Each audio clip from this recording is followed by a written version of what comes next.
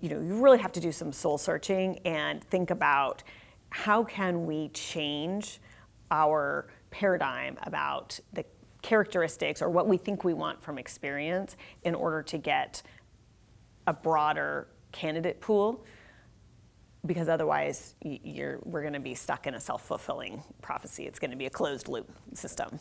Joining me today is Olivia Leigh, Executive Vice President, Portfolio Operations and People with Macerich. Olivia, thanks so much for joining us. Thanks for having me.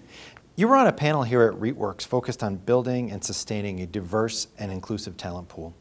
What advice would you give to a company that's in the early stages of trying to identify its priorities in this area? The priorities in diversity really depend on the industry in which you find yourselves, and even within the industry, there are industry segments that are more successful, have a more diverse workforce by nature of the work that they are doing. So it is really physician know thyself. You really need to understand your workforce, what retention you have, what turnover you have, what jobs you're looking for, and identifying that baseline will help you develop employee retention strategies or employee attraction strategies, or should we focus on ERGs? What things can support our employee retention? What things do we need to engage a professional resource to help us make sure that we are attracting a diverse pool of candidates that will improve the chances of us having greater diversity within our successful candidate and new employee workforce? Now, talking about employee retention, what are some of the strategies that companies can utilize to help existing employees feel included, valued, and engaged?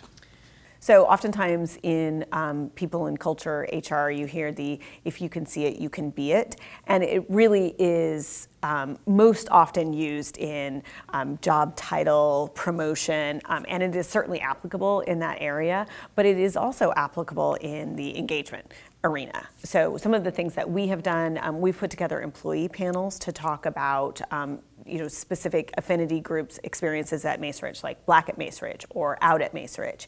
And newer employees or even employees that have been with the organization for a long time, particularly organizations like ours, which are fairly decentralized in nature, if you can see someone who's similarly situated to you, it is, and you can see the success that they've had in their career or the longevity that they've had in their tenure, you too feel invested. Oh, maybe this is a place that I can stay longer, or maybe this is a place that I can develop my career. And what sort of training or accountability should be in place for supervisors to help a company maximize their efforts? Managing people is one of the hardest things to do in your entire career, and I would definitely recommend management training. That is, not just technical training. It is, obviously you need to know all of the technical aspects of your job. That's table stakes.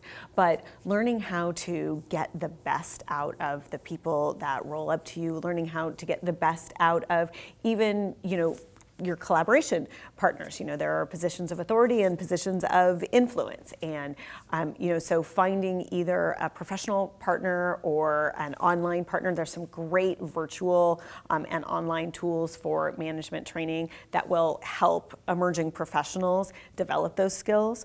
One of the things that I also like to do is I also like to encourage people that are learning about management training or learning about how to be successful in teams. Join an affinity group or join our wellness team or join our MAC Impact, because these are positions where you have much broader collaboration partners than your day-to-day operational job might have, and as well you are gaining skills that you might not be getting in your operational job. So you can learn how to lead a team, you can learn how to work together on a sprint task force, and then you can position yourself to be well suited for that next job that might come along.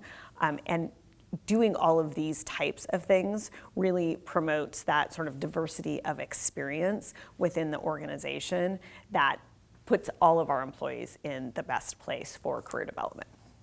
Now, what are some of the fresh practices that you've seen that REITs can utilize to attract and recruit a more diverse pool of candidates? One of the challenges that the real estate industry has is we're a fairly homogenous group of people. And so if you go out and say, for this job, I need 10 years of the same experience, or I need 5 years of the same experience, you're going to pull from that same homogenous, largely homogenous group of employees. So we've really challenged ourselves to think about what transferable skills, what core competencies does this job need to have, or does this candidate need to have in order to be successful in this job? Do they really have to have 5 years of doing the same thing at somewhere else? Or can they be an agile learner? Can they be nimble?